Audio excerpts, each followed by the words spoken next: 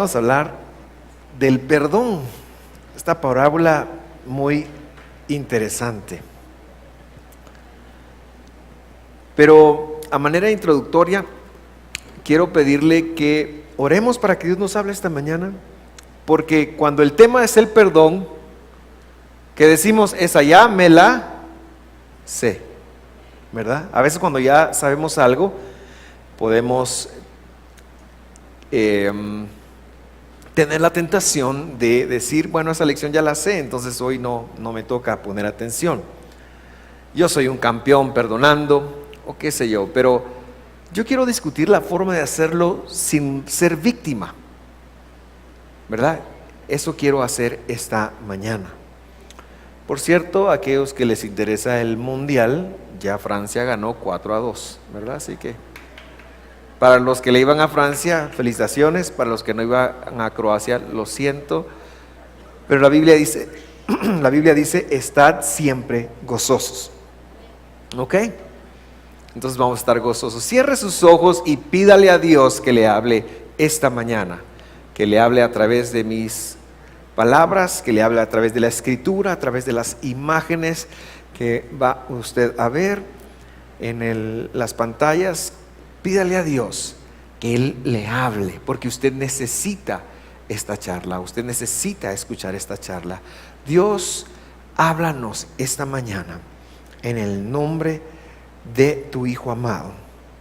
Ayúdanos a entender el perdón sin llegar a victimizarnos, pues lo que está en juego es demasiado grande. En el nombre de Jesús oramos, amén. A manera introductoria, parte 2, quiero decirle algo. El compendio de libros de Génesis a Malaquías en la cristiandad se conoce como el Antiguo Testamento. En ningún lugar dice que sea Antiguo Testamento, pero lo que quiero decirle es que es un compendio con una mentalidad hebrea, de un pacto con un hombre, de Dios con un hombre que se llamaba Abraham. Esto es un resumen muy escueto de lo que es. Cuando usted y yo aprendimos a leer, probablemente usted leyó un libro que se llamaba Pepe y Polita. ¿Se acuerda de ese libro? No. Ese libro era de la editorial del apellido del doctor, Piedra Santa. No me dan regalías, pero era un libro chapín, ¿verdad? Y la mentalidad impresa ahí es una mentalidad chapina. Por ejemplo, yo en una carta una vez a mi amigo le puse puchica, pero que él si era mexicano no entendió que era puchica. Pero un guatemalteco entendemos que es puchica. Puchica es la palabra grande de puchis, ¿verdad? Entonces, el Antiguo Testamento tiene una mentalidad hebrea. Hay que entender a Abraham para entenderlo. Si no, nos quedamos en gallo. Pero el Nuevo Testamento es un libro 100% judío. Es 100% judío, del judaísmo que nace unos 2 siglos antes de Cristo, y que no tiene nada que ver con el judaísmo, bueno, poco que ver con el judaísmo que hoy conocemos, pero que es muy distinto. Estaba naciendo. El Nuevo Testamento es un libro judío, no es cristiano, es un libro judío. Nosotros los cristianos lo hemos tomado como nuestro pacto. ¿Y por qué digo que es judío? Porque fue escrito por judíos con una mentalidad judía, aunque haya sido escrito en griego, pero una mentalidad judía para otros judíos que habían creído en Jesús como su Salvador. Habiendo dicho esto, quiero decirle que es necesario entender la cultura judía para correctamente poder interpretar el Nuevo Testamento. Y en el Nuevo Testamento está esta parábola, un rey que juzgó. Y eso nos lleva a hacer una conexión con una campaña que pronto vamos a lanzarle a usted, o no sé si a hoy se lanzó la campaña, no, que probablemente le lancemos el otro domingo, que es una campaña de volvernos a Dios y que tiene que ver con los tiempos en donde Dios juzga al mundo. De eso habla esta parábola. Ahora yo quiero empezar por el final. Quiero empezar por el final de la parábola. En Mateo 18:34 dice: y enfurecido su señor, lo entregó a los verdugos hasta que pagara todo lo que debía. Así también mi Padre Celestial hará con ustedes. ¿Qué cosa hará? ¿Entregarnos a quiénes? ¿Qué hacen los verdugos? Los verdugos castigan.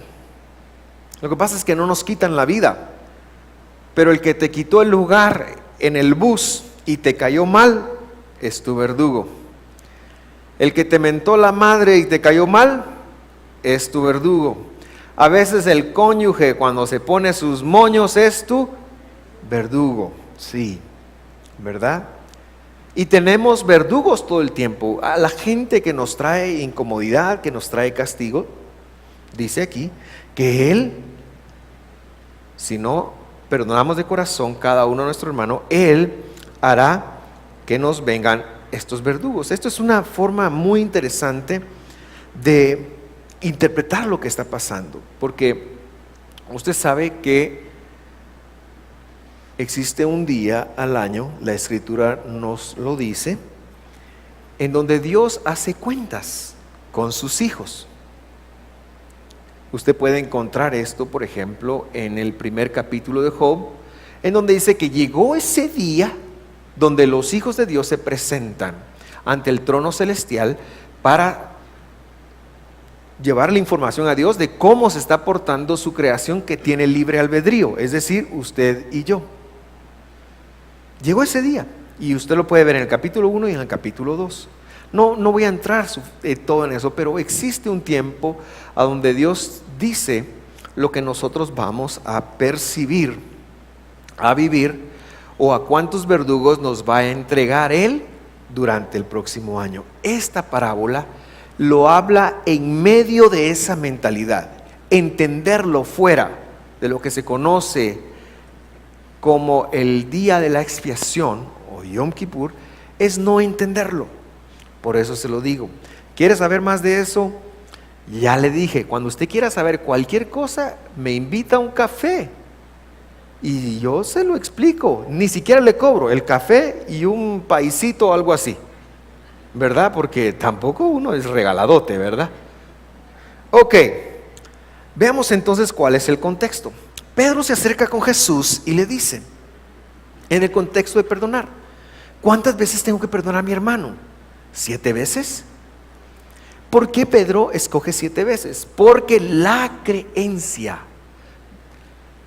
religiosa, la verdad, entre comillas, que se manejaba, era que cuando una persona te ofendía 7 veces, la podías entregar a Satanás. Imagínense eso, sería muy fácil, ¿verdad? Pero eso nos pondría a todo mundo a llevar cuentas. Ya llevas 3, llevas 5, ¿verdad?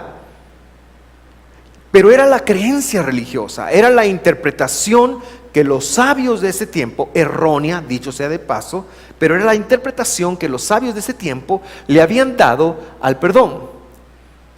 Se conoce que muchos rabinos decían, perdone hasta 7 veces. Después de la 7ª vez, usted ya no tiene que perdonar. Usted ignore a esa persona. Entonces eso servía mucho para justificar, por ejemplo, divorcios en el Israel del siglo I, para justificar divorcios, para justificar romper contratos, etcétera, etcétera. Entonces, si usted iba con algún pastor de esa época, le decían, fíjese que mi hermano o mi esposo me está ofendiendo. ¿Cuántas veces lo ha ofendido con esto? Es la 3ª. Le quedan 4. ¿Verdad? De verdad. Por eso Pedro pregunta, ¿hasta cuántas veces tengo que perdonar a la persona que me ofende? ¿Hasta 7? Jesús le da un número infinito. No, le dice 70 veces 7. ¿Cuánto es 70 veces 7? Alguien lo multiplicó. 70 por 7 da 400 algo. Yo no tengo, pero lo que Jesús tenía en mente es 70 veces 7 es 1 vez 7, ¿cuánto es? 7. 2 veces 7, ¿cuánto es? No es por 2, es 77. 3 veces 7 es 777. Solo vamos 3 veces. 4 veces son 7777. 4 veces. 5 veces 77,777. Bueno, ¿qué quería decir Jesús? Jesús quería decir que el perdón era un recurso que tendríamos que utilizar siempre. Eso es lo que quería. Ahora, veamos el proceso de la parábola. Versículo 23. Por lo tanto, el gobierno de Dios en la tierra, cómo Dios maneja las cosas en la tierra. Esto quiere decir el reino del cielo. La gente piensa, ¿cuándo lleguemos al cielo? No, señores, a partir de que Jesús tomó el dominio, el gobierno, el reino de los cielos es lo que se maneja aquí en la tierra. Eso es importante entenderlo. Se puede comparar, es decir, se puede comparar a un rey que decidió poner al día las cuentas con los siervos que le habían pedido prestado dinero. El primer protagonista que encontramos aquí es un rey. Un rey. Y el rey decide ponerse a cuentas, como Dios lo hace una vez al año. Ahora, la parábola habla de dinero, pero nosotros estamos hablando de ofensas que a veces no podemos cuantificar. Estamos hablando de ofensas, ¿verdad? El rey hace un ejercicio muy interesante. Se decide hacer cuentas. Perdonar no es ignorar las ofensas. Perdonar no es decir, no importa. Mira, perdóname porque no importa, ya te había perdonado. Perdonar no es tragarse la ira, la frustración, el enojo, que las ofensas que otros humanos nos hacen, no es tragarse eso. Eso no es perdonar. Perdonar empieza con hacer cuentas de cuánto me deben, cuánto las cosas me han afectado. Para perdonar a alguien, yo primero me tengo que admitir cómo estoy con ese alguien. Si estoy como la grandiosísima, tengo que admitirlo, en lugar de negarlo. ¿Verdad? Tengo que admitirlo. De pronto dice, se encuentra uno que le debía miles y miles, 10,000 talentos de oro. Y eso lo podemos cuantificar a muchos, actualmente, muchísimos millones de dólares. En el contexto de esta persona es una deuda que no se puede pagar. En el contexto del rey y de este hombre, el pecado no tiene una paga. Vamos a suponer y vamos a entender bien qué es pecado. El pecado es deliberadamente o inadvertidamente hacer lo que Dios dijo que no hiciéramos, o dejar de hacer lo que Dios dijo que sí hiciéramos. Y repito, a propósito o inadvertidamente. Lo que pasa es que el trato del que lo hace inadvertidamente es un poquito más leve que el que lo hace con alevosía y ventaja. Y tiene un precio, tiene un castigo, es muy alto. El escritor de la carta de Romanos dice, la paga del pecado es la muerte. Ustedes sí conocen de Biblia. Entonces, vamos a suponer que de repente yo me enojo con mi hermano y le digo raca. ¿Usted sabe qué quiere decir raca? Jesús dice que, la Biblia dice que Jesús dijo, cualquiera que llame a su hermano raca, es una palabra así como, perdón por decirla, ¿verdad? Porque ustedes me merecen, pero es como decirle estúpido a su hermano. Es un reo digno de muerte, dijo Jesús. Es un reo digno de muerte. Así dijo Jesús, fíjense. Y cualquier pecado, robar, la pena es muerte, pero no es cualquier muerte. Es una muerte eterna. Es una muerte eterna. Y no la podemos compensar. Ahora estoy hablando de eternidad porque aquí estoy hablando del rey. ¿Verdad? El pecado, lo que quiero decir es que es impagable. Luego,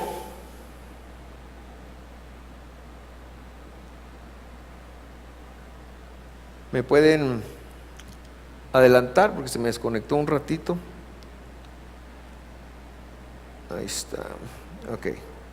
Ok, gracias. Como él, el siervo, no tenía con qué pagar, mandó que lo vendieran a él, a su esposa y a sus hijos, y todo lo que tenía para saldar así la deuda. Recuerde, le dije que este es un libro judío, entonces ahí la mentalidad no es como ahora. Usted no tiene para pagar, entonces, ¿qué lo sienten? No, los vendían como esclavos y tenían que hacer un servicio de 7 años cuando no podían pagar. 7 años eran esclavos. Pero este siervo le dice, perdón, el resultado de la deuda es, eso hay que pagarlo, véndanlo como esclavo. Por eso le digo a usted que esto solo se puede interpretar a la luz del día de la expiación, porque ahí es donde Dios decreta. Note, por favor, que cuando alguien peca contra usted y lo daña, este puede ser algo que tenga que vivir. La Biblia dice que Dios visita la maldad de los padres sobre los hijos y los hijos de los hijos hasta la 3ª y 4ª generación. Entonces por eso aquí está, dice, véndanlo a él. Y la señora puede llegar y decir, pero mira, no te dije yo cómo sos no te dije yo que no te metieras a esa deuda. No importa, la señora se va, shuka, ¿verdad? Los hijos se fueron horribles también. Ahora, ¿cómo reaccionó este hombre? El siervo se postró delante de él. Siento trompetas que me están anunciando, ¿verdad? Anunciando. Qué buena está la prédica, me la están celebrando con trompetas. Ok. El siervo se postró delante de él. ¿Qué quiere decir eso? Quiere decir que hizo su trabajo en arrepentirse y le dijo, tenga paciencia, se lo pagaré todo. Aquí podemos ver el arrepentimiento. ¿Con qué cara llegamos ante Dios si no le podemos pagar? Solo así te lo voy a pagar cuando nosotros nos arrepintamos y pidamos perdón y nos humillemos y tengamos la intención de pagarle a Dios. Estamos arrepintiéndonos. Ese es el arrepentimiento. El arrepentimiento no es, Dios mío, perdóname por los pecados que he cometido, en el nombre de Jesús, amén. No, eso es remordimiento. El arrepentimiento lleva muchas cosas. Y este hombre genuinamente se arrepiente. Entonces, estamos en el día del juicio, Dios lo juzga, el tipo sale mal, hay que venderlo a él, hay que entregarlo a los verdugos. Pero este hombre se arrepiente y Dios le dice, se arrepiente y Dios le responde. perdón, no sé qué le responde. Pero no lo escribí, sí sé que le responde. Le responde, ok, está bien, déjenlo libre. Y aquí podríamos concluir una de las maravillosas demostraciones de nuestro Dios. No tenemos con qué pagarle. Es más, nada de lo que hacemos es por pagarle a Dios.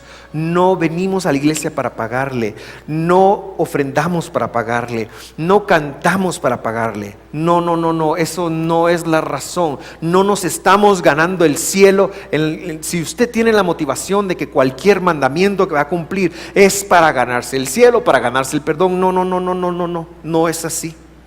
Porque no le podemos pagar a Dios todo lo que Dios ha hecho por nosotros.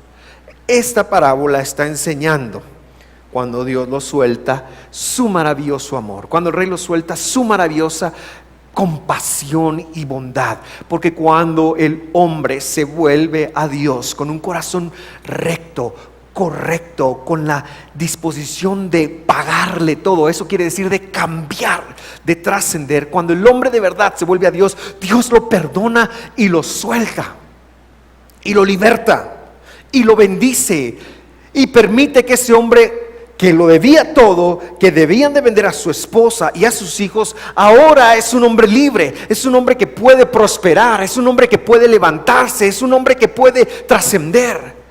No hay perdón a las demás personas si no partimos de nuestra relación con Dios, es lo que está enseñando. Nosotros pensamos que para perdonar una ofensa que alguien más nos ha hecho, tenemos que empezar con la persona. Perdón, no. El punto, y ya vimos dos cosas muy importantes aquí. El rey hizo cuentas, y cuando el rey hace cuentas, tenga cuidado, porque el rey las lleva bien, mucho mejor que nosotros. Y cuando nos encontramos ante ese rey, él nos perdona. Y el perdón a las demás personas empieza en nuestra mera relación con Dios, en donde nosotros podemos venir y decir: perdóname, porque yo te debo muchísimo.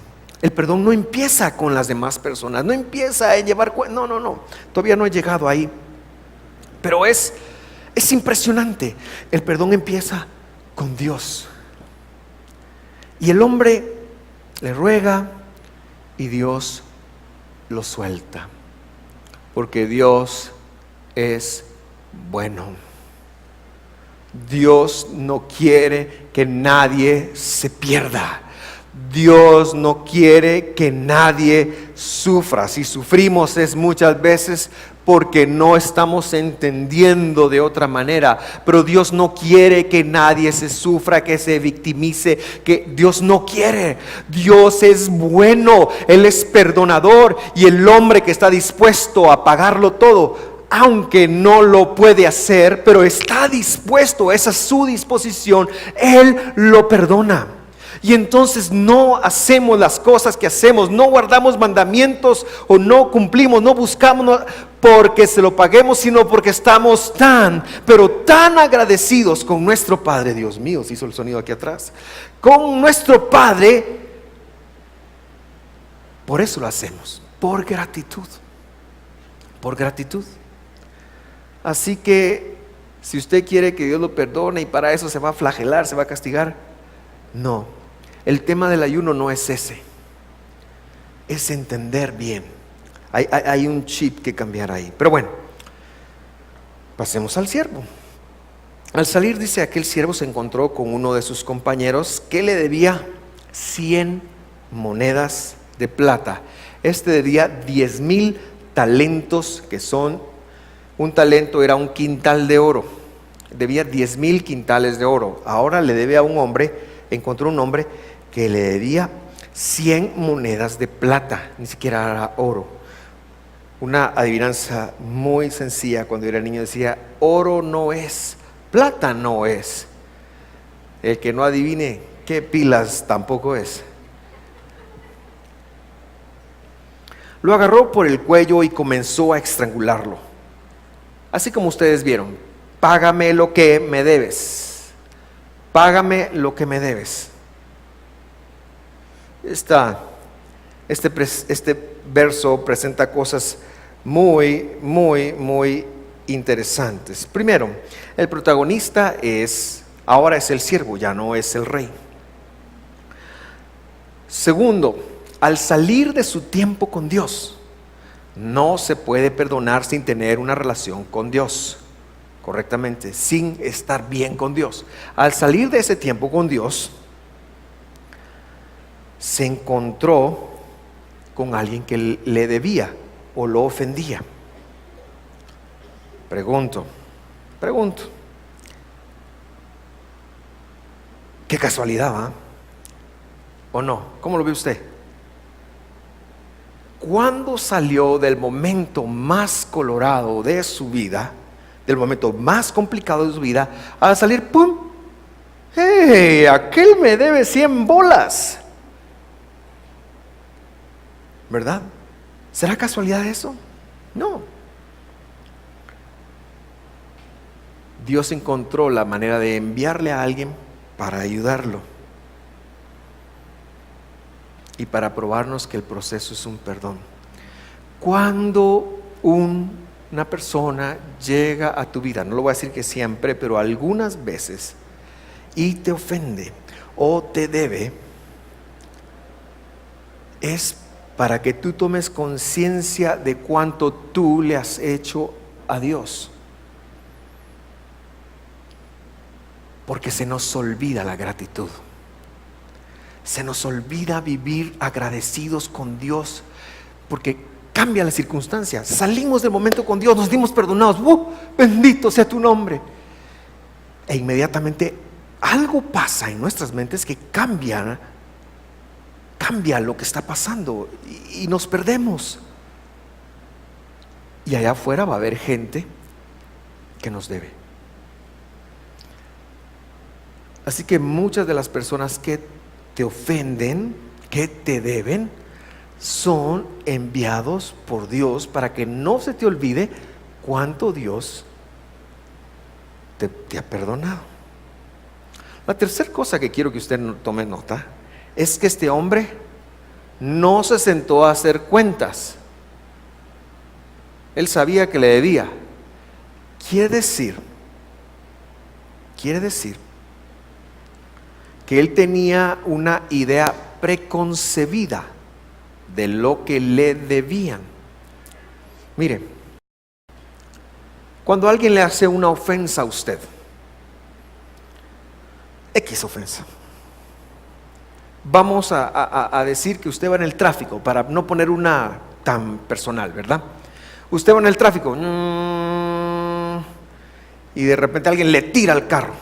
¿Les ha pasado? Y tal vez usted va tarde, va estresado, ese día se levantó con el pie izquierdo y lo tenía calambrado y ¡pum! Se fue de cara, ¿verdad? Y no ha sido un buen día y ¡pum! Entonces la primera reacción es, ¿qué le pasa? Pero eso no es lo que nos enoja. Salud. Lo que nos enoja es la historia que nosotros nos empezamos a decir a nosotros mismos después de que pasa el hecho. Piénselo. Usted tenía una cita con su esposo a tal hora. Habían acordado tal hora y él o ella no cumplen. A usted lo que lo enoja es que usted empieza a pensar, ¿por qué no está viniendo a tiempo? De plano que se quedó con su jefe. Lo que pasa es que el Facebook es más importante que yo. Ni siquiera voy a entrar que tiene otra chava. Pero son cosas que se piensan. Y usted empieza a pensar, y sí, hace una elucubración y todo un proceso.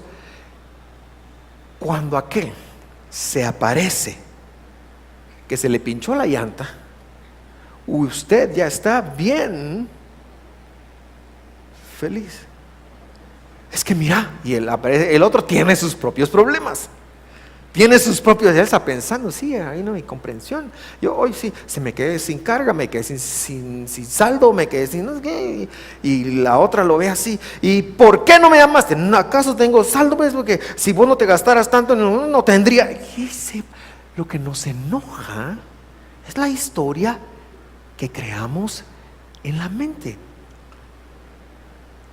No, al final no es tanto el hecho en sí.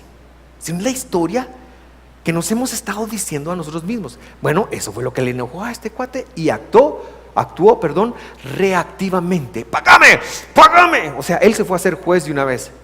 Él no dijo, mira, me puedes. No, él lo ahorcó, le fue a exigir su dinero.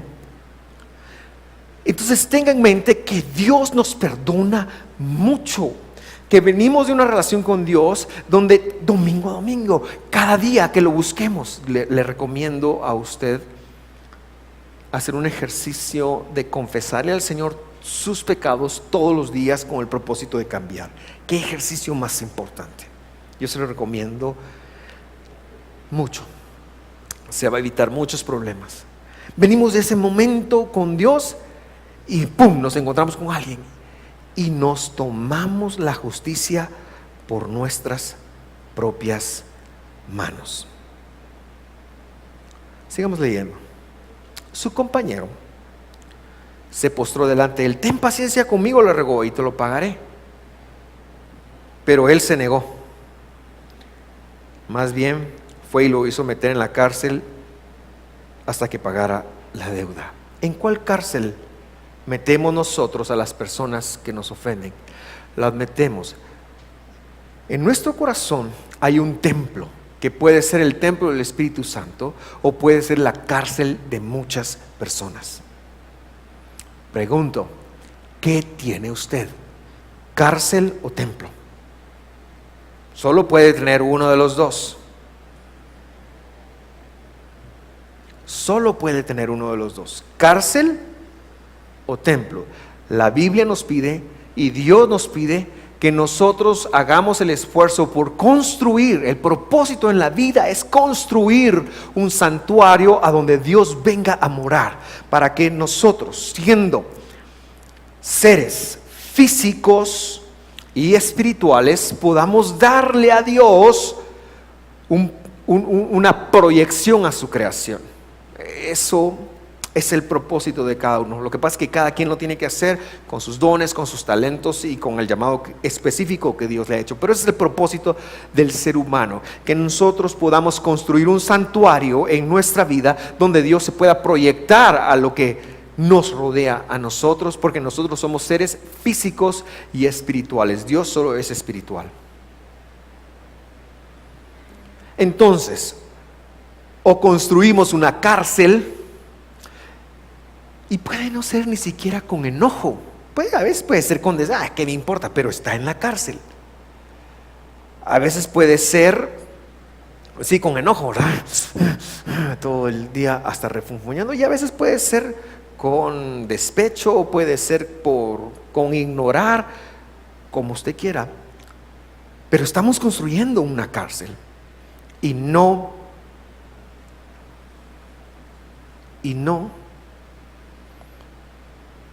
un santuario. Ahora, yo me hago una pregunta acá. La Biblia dice que este siervo, enviado por Dios para probar, le dijo: ten paciencia conmigo y te lo pagaré. Pero él se negó. ¿Por qué se negó? Una de las razones por la que este hombre se niega es porque él sabe, él hizo la misma conexión que cuando estaba con Dios. Se lo quería pagar, pero no podía. A Dios no se lo podía pagar. Este hombre hace la misma conexión: este no me lo puede pagar, pero yo no voy a ser como Dios. Y entonces aquí hay dos opciones: o nos vamos con la justicia humana. Pero déjeme decirle algo de respecto de la justicia humana. Juzgamos a los demás por lo que hacen. Nos juzgamos a nosotros mismos por nuestras intenciones. Juzgamos a los demás por sus acciones, ¿verdad? Está haciendo esto, y a veces ni siquiera llegamos a hacerlo por sus acciones, sino que de plano esto. Pero a nosotros, a la hora de juzgarnos a nosotros, no, yo soy bueno. ¿Por qué? Es que yo lo hice porque tengo buena intención. Juzgamos a los demás por sus acciones, pero a nosotros nos juzgamos por nuestras intenciones. Queridos hermanos, Las personas que te ofenden no te pueden pagar. No te pueden pagar. Esa sería otra conexión importante. Esa es la primera justicia. La justicia de Dios es la justicia de gracia. La gracia. Que todo es para bien. No se trata de que te conviertas en víctima. Para nada. Para nada. Se trata de que pongas el verdadero contexto de las cosas. Las deudas emocionales han de ser cuantificadas, ubicadas, y tenemos que aplicar la gracia. Pero nuevamente tengo que explicarlo, porque en nuestro contexto pensamos que perdonar es de plano tengo que perdonar, entonces le tengo que aceptar cualquier cosa. No es eso. No se trata de ser víctima de nadie. No se trata de victimizarnos. Se trata de arreglarnos con Dios. Siempre. Siempre. Se trata de arreglarnos con Dios siempre. El negocio siempre fue con Dios, aunque fuera el prójimo. A Él lo tengo que soltar. A Él lo tengo que soltar. No lo puedo tener en mi cárcel. No lo debo tener en mi cárcel. ¿A cuántas personas tengo yo en la cárcel mía, en donde por años, por meses, por tiempo, o qué sé yo meto y entonces le otorgo un descalificativo y digo, esta persona es muy así, y pum, me la meto a la cárcel. Esta persona es mala, pum, me la meto a la cárcel. Esta persona es malintencionada, pum, me meto, es esto, y puedo poner tantas etiquetas, pero no quiero hacerlo. Pero nosotros etiquetamos a las personas y la ponemos en un banco de memoria. A esa cárcel me refiero. Y lo que el perdón es poder abrir esa cárcel, sacar todas las etiquetas y permitirle a las personas que sean libres de actuar. Pero el punto es, no les tienes que prestar nada. Ya no les tienes que prestar. Ahí es donde vienen los límites. Ya no les tienes que prestar. No se trata de que me robó, ok, dele más, baja, sí, aquí está. No, ya no les tienes que prestar. Ok, veamos cómo termina la historia. Otra vez. Cuando los demás siervos, los ángeles de Dios, las personas que le reportan a Dios, las personas que suben al trono celestial y le reportan a Dios nuestros comportamientos, vieron lo ocurrido, se entristecieron mucho. A veces entristecemos a los ángeles. Todas nuestras conductas negativas tienen una repercusión en el mundo espiritual. Y fueron a contarle a su Señor. Los ángeles tienen una característica, están para ser chismosos, señores, ¿verdad? Todo lo que había sucedido. Entonces el Señor mandó a llamar al siervo y le dijo, siervo malvado, no lo dejó de ser siervo, no le quitó la relación, pero le puso su propia etiqueta. Jamás quiero yo que Dios me diga siervo malvado. Es como que nosotros lo sabemos en nuestro corazón, amamos a nuestros hijos, pero hay hijos obedientes y hay hijos malcriados. Mi abuela decía, no seas malcriado. Pues usted me está criando, le decía yo a mí, ¿verdad? Pero entendemos eso como desobedientes. Querido hermano, no nos conviene estar en la cárcel de Dios. No nos conviene estar en este momento con respecto de Dios. La Escritura dice, siervo malvado, le increpó, te perdoné. Y cuando Dios perdona es sin ninguna garantía, no es garantía, sin ninguna condición, es la palabra que quiero usar. Te perdoné la deuda porque te arrepentiste. No debías tú también haberte compadecido de tu compañero, así como yo me compadecí de ti. Y lo que Dios nos dice esta mañana: ¿no deberías tú tratar a los demás como yo te trato a ti? ¿No deberías tú de ver a los demás como yo te veo a ti? ¿No deberías tú de pensar con respecto de los demás como yo pienso con respecto de ti? La conclusión de Dios era que nuestro trabajo para el que nos ofende ha de ser la compasión. Cuando alguien te haga daño,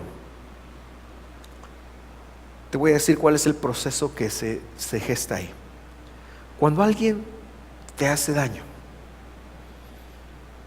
es un verdugo. ¿Sí? Eso ya lo leímos. Las personas que vienen, y cualquiera, puede ser un verdugo muy chiquito como metérsete enfrente del carro, o pueden ser un verdugo muy grande como el cónyuge, o lo que sea.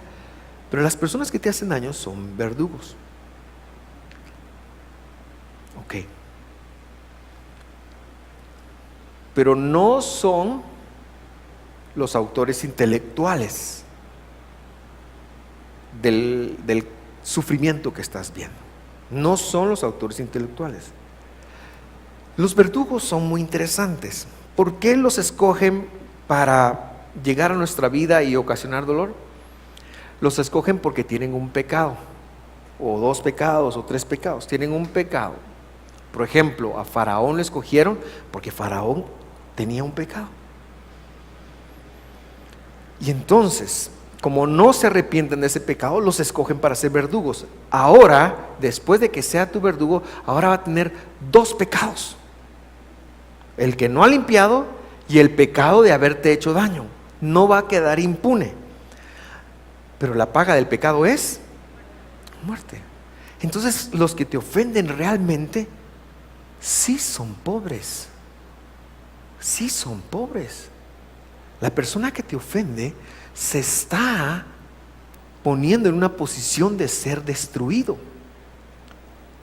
Y pongamos que es una persona que te importa mucho, pongamos que es el cónyuge. ¿Tú realmente quisieras que Dios destruyera a tu cónyuge? Por supuesto que no. Bueno, yo pensaría que no, ¿verdad? Pero caras, vemos finales del mundiales, no sabemos. Pero yo pensaría que no. Yo pensaría que lo que le afecta a mi cónyuge eventualmente me va a afectar a mí. Porque vamos a ver si pum viene y el castigo es estar en un accidente y queda todo cleto. ¿Quién lo va a cuidar? La mamá, dice. No lo sé, pero te aseguro que mucho de eso carga lo llevarías tú. Lo que estoy tratando de decir, mis queridos hermanos, es que los verdugos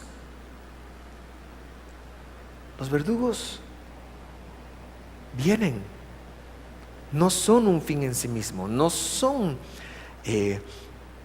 ¿cómo quiero decirlo? No son los autores intelectuales, sino que muchas veces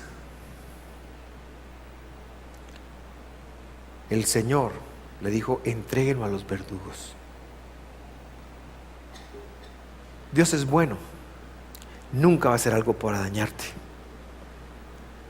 pero a veces sí va a permitir que verdugos lleguen a tu vida para que tú lo conectes.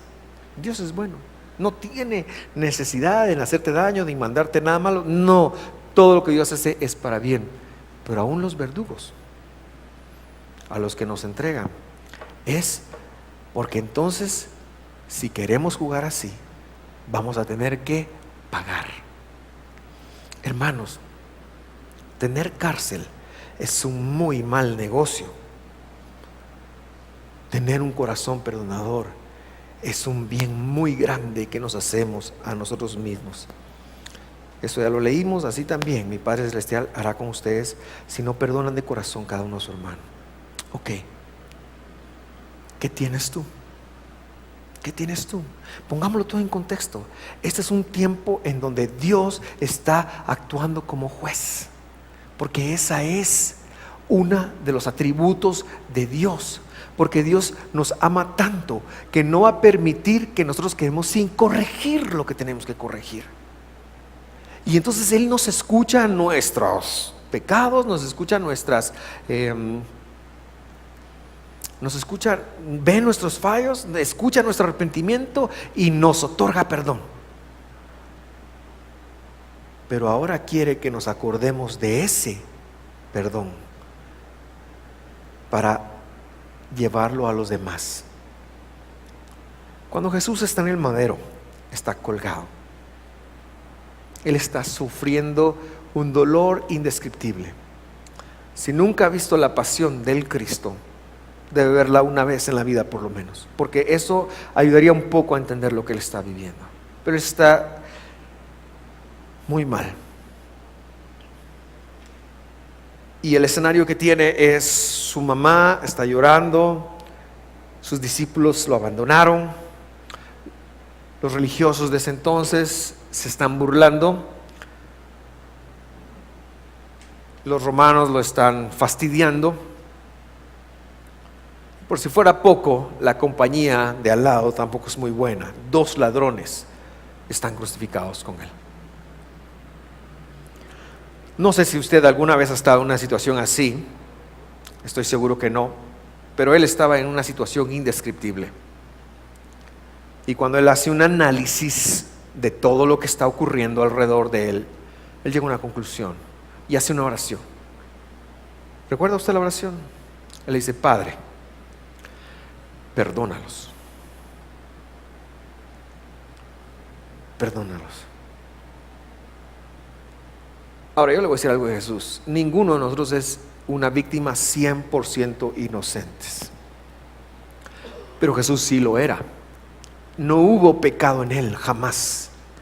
Él era 100% inocente de lo que estaba pagando. Si estaba colgado de ese madero, era por nuestros pecados, para pagar por nuestros pecados. Por eso estaba colgado del madero. No tenía nada que ver con Él. Era una decisión que Él había tomado. Él había decidido humillarse, ser vituperado, no puedo describirlo, pero Él no era su responsabilidad. Él estaba haciendo eso porque nos amaba. Él pudo en ese momento haberse enojado, qué sé yo, pero sus palabras, las palabras que salieron de su boca fueron: Padre, perdónalos. ¿Por qué? No saben lo que hacen. Y lo usamos de broma hoy en día. Cuando alguien hace algo que no nos perdona, no sabe lo que hace, lo usamos de broma. Pero para Jesús no fue ninguna broma. Para Él era una completa realidad que todo el mundo estaba perdido. Estaban pensando en que estaban actuando bien, estaban pensando en que le estaban haciendo un favor a la religión, al pueblo, qué sé yo. Estaban pensando muchas cosas, o habían actuado por temor, o lo que sea. Y Jesús lo entiende y lo conecta bien. Cuando alguien te ofenda, no sabe lo que está haciendo, no lo sabe. Tú piensas que sí, pero esa persona no sabe el rebote que eso va a tener. Y si mi actitud es, porque es mi actitud de la que yo estoy hablando, no estoy hablando de mi actuar hacia ellos, mi actitud es enojarme, entristecerme, frustrarme o lo que sea, yo perdí. Entonces ahí vienen más verdugos. Así que quiero hacer un proceso práctico para ayudarte a perdonar. Número 1, no puede haber perdón si no hay un cambio de mentalidad. El perdón debe desprenderse, de una mentalidad de rey. Solo los reyes perdonan. Los siervos, los esclavos no perdonan. Si tú quieres vivir la palabra, vas a tener que elevar tu mentalidad a una de reina, a uno de rey. Tienes que crecer, tienes que verte como un hijo de Dios, del Rey del universo, como lo que Él realmente es. Tienes que trabajar en tu en tu percepción de ti mismo. Cambio de mentalidad implica también estar a cuentas con Dios. Porque tu perdón no se puede desprender de no estar bien con Dios. Si no estás bien con Dios, no estás perdonando. Estás haciendo cualquier otro ejercicio, pero no estás perdonando. Eso es cambio de mentalidad. Número 2, hay que hacer cuentas de cómo nos afectan las cosas. No para victimizarte, no para decir, es que a mí siempre me hacen lo mismo. Yo de plano que yo no, Dios, no. No es para eso, ni es para juzgar. Es que ese es malo, ese es no. Yo tengo que hacer cuentas de cuánto me ha afectado a mí. Pues me impuso un cambio, me impuso una mentalidad de siervo, me afectó por esto, no como juez. Número 3, tienes que entender que las personas no te pueden pagar. Nadie que te haya ofendido te puede pagar, porque esa deuda está en tu corazón. La persona podría dedicar el resto de tu vida a ser tu esclavo, tu esclava, y no te pagaría. Tienes que entender que el único que puede cancelar esa deuda eres tú mismo. Eres tú misma. Eso es lo que hizo el rey. ¿Cuánto me debe? ¡Pum! Bueno, pues perdóname y lo voy a pagar y no vendas a mis hijos. ¿Y cuánto es vos? Son 10,000 talentos. Y perdóname, de verdad te lo voy a pagar. Pero ¿y cuánto es? Son 10,000. ¡Hola! Era la sangre de Jesús. Era la sangre de Jesús. Nada más y nada menos. Y ahí está Dios. Y está el hombre. ¡Ay, perdón! Y Dios está ahí. ¿Qué sabe llevar? La sangre de Jesús. La sangre. ¿Seguros que no se puede hacer de otra manera? No, la sangre. ¿Quién puso la sangre? La puso Dios. Dios puso la sangre. ¿Quién pone el perdón? ¿Quién pone el pago? Si yo realmente estoy bien con Dios, el que lo tiene que poner soy yo. La expectativa que yo tengo que alguien me lo pague es complicada. Tengo que soltar la expectativa que me lo paguen. ¿Verdad? Otorga gracia.